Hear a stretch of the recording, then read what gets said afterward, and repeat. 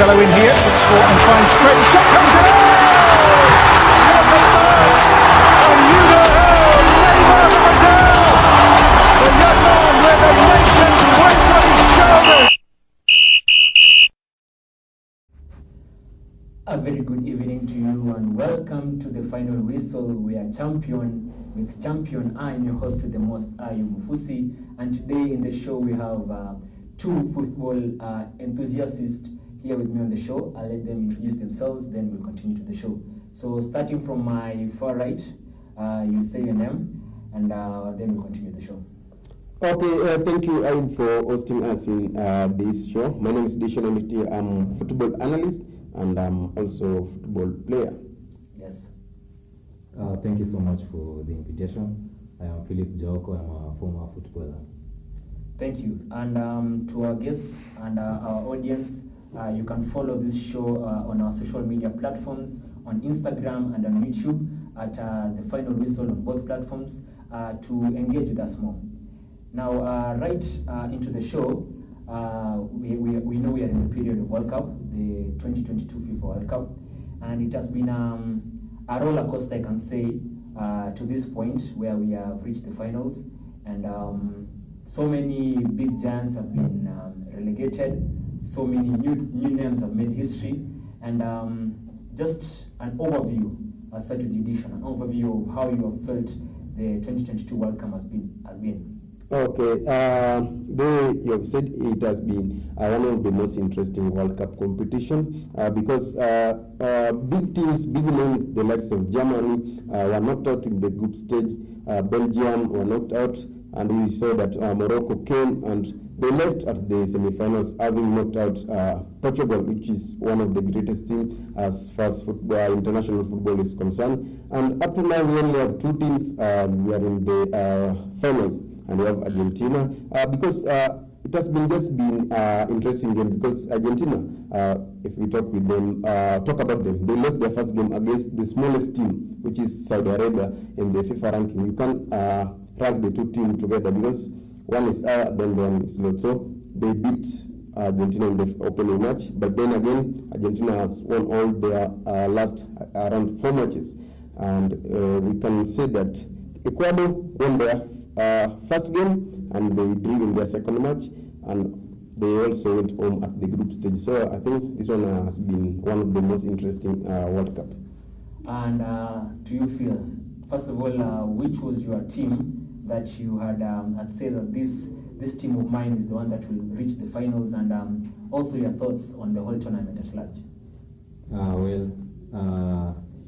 If I begin by the whole tournament, I believe it is a very significant moment for Africa because this is the very first time, if I'm not wrong, an African nation has managed to reach the semi-finals. I believe Africa is very proud, and so if you ask me what I feel, I think that should be the highlight of apart from the fact that you say that a lot of the big teams were knocked out at the early stages. Yes, and we find the underdogs beating the big teams. So it is a very interesting time in the football world. And apparently my two best teams was Brazil and Portugal, which unfortunately were knocked out pretty early on. So at this particular moment, I'm looking up to France to do their thing, and it's going to be a tough final. Yeah. What you can say is the best team win. Yeah, it definitely will be a mind-blowing final, and maybe to just focus on one big name. Cristiano Ronaldo. His journey has ended, sadly, for him. He's, I think, 37, 38 years old. What do you guys think is the next step for him? Do you think his career is over, or do you think he'll still try and play in the highest possible level? Noting that he has been given a contract by the Saudi Arabian League with a huge pocket of salary. What do you think what will be his decision in the near future?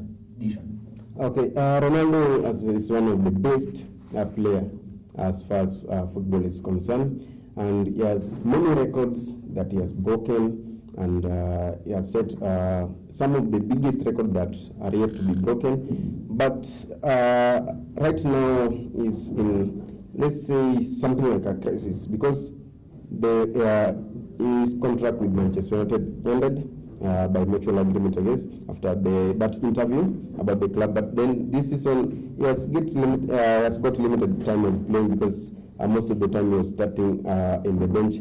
But if you look at him, Kingsley is still one of the best players, because last season he was the top scorer of Manchester United and among the top 5 scorers in the EPL, and he also contributed much goals in the Champions League when Manchester United were there. He was, I can say, is the one who carried Manchester United in the Champions League.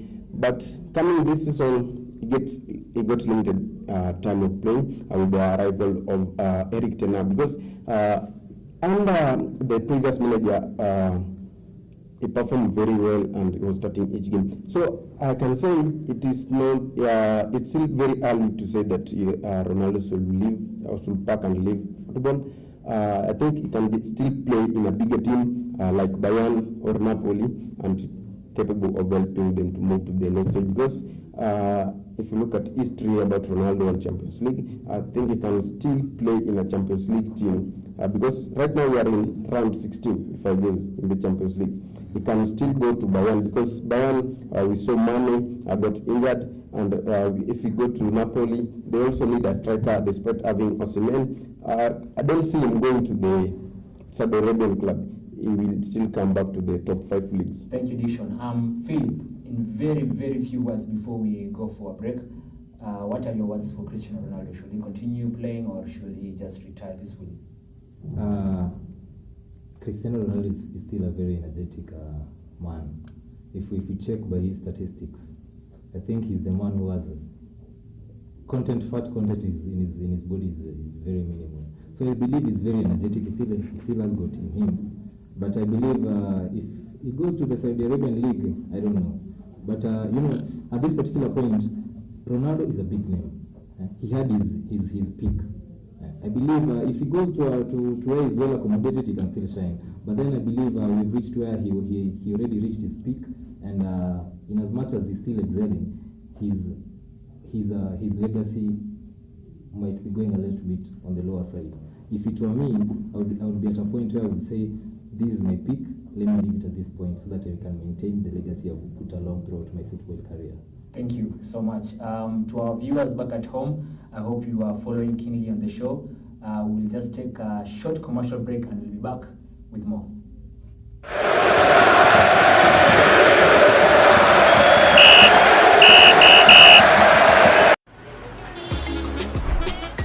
Sana nakula chips. Oya, pesa hapo nyuma. Oya, bda, pesa yako. Oya, lipiaga Ronaldo pia wewe. We, chanchi yangu usiniwekee. Tulia. Unadondoka mwana fika kana. Ni game ya mwisho, multibet ingiane ama ichomeke. Swali ni, utadondoka?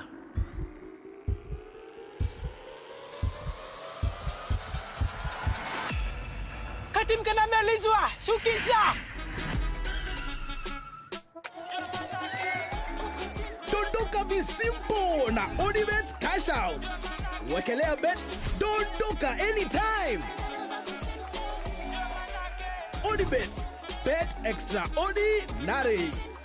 Ndio manake.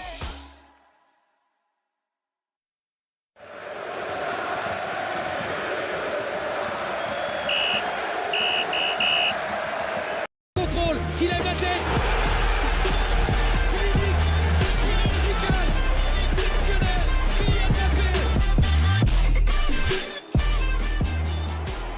But scores with aplomb. Marcelo in here, looks for and finds Freddy. Shot comes in. What the first! And Hugo Neymar de Brazil. The young man with the nation's weight on his shoulders. Welcome back to the show. I've been your host, Ayo Mofusi, and as we say here at Final Whistle, the champion meets champion. And with our guests here today, I want us to do a little quiz game. And of course, the winner will walk away with a certain prize at the end of the game. And the game itself is centered around the World Cup that we are watching. It will just be easy questions for you guys, and knowing that you're football enthusiasts, this will be very easy for you guys. Now, I will start with the edition. Yes. Question number 1, who won the 2018 FIFA World Cup? France. Yes, that is 5 points. France won the FIFA World Cup in 2018. To you, Bwana Philip, which nation has won the most World Cups? Brazil. The answer is Brazil. Yes. Do you know how many times they've won it? Not really. Yes, they've won it around 5 times, but still you get 5 points for that. Good. Dishon, how often is the World Cup held? I must admit these questions for you, Dishons, are so easy. These questions are so easy, but how often is the World Cup held? After every 4 years. After every 4 years. And a bonus questions to you, how often is the AFCON held? 3 years. 3 years? That is incorrect. The AFCON is held after 2 years. So for that, you'll get 2.5 points. Philip, you have a chance to go ahead. Which countries will host, which 3 countries are in contest to host the 2026 FIFA World Cup tournament? Yeah, that would be USA, Mexico, and Canada. Yes, that is also correct. USA, Mexico, and Canada are in contest to host the 2026 tournament. That is 10 points to you, Philip. Dishon, which nation is the only nation to top the FIFA World Cup rankings without even winning a World Cup? Which nation is that? Come up again. Which nation Yes. is the first nation to top the FIFA World Cup rankings without winning the World Cup? They were, I think, first and also have came second in 2018 World Cup. Croatia. I'll give you another chance. They came second in FIFA World ranking after the 2018 World Cup. They came second in the rankings. Belgium. Nice, that is Belgium. So, Philip, you have a chance to finish the tie and win. And the question that I have for you is, the 2006 World Cup, right, was the first tournament for both Lionel Messi and Cristiano Ronaldo. How many goals did they score, each of them? During the whole tournament? Yes. Okay.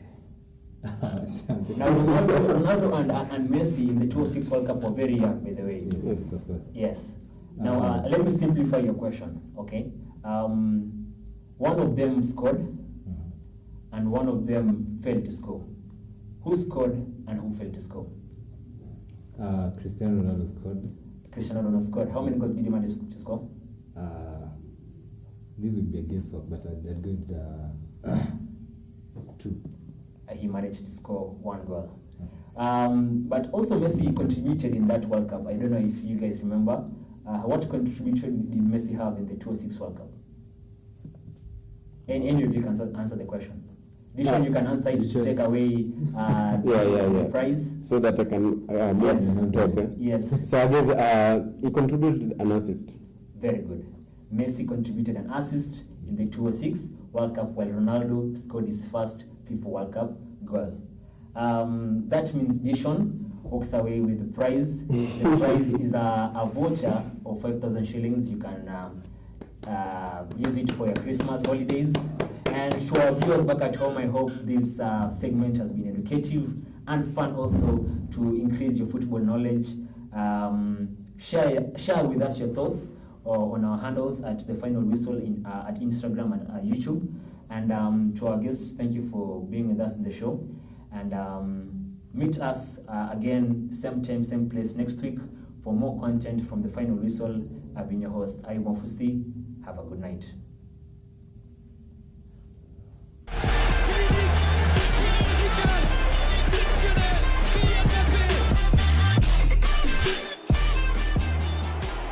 But scores with aplomb. Marcelo in here, looks for and finds Fred. Shot comes in.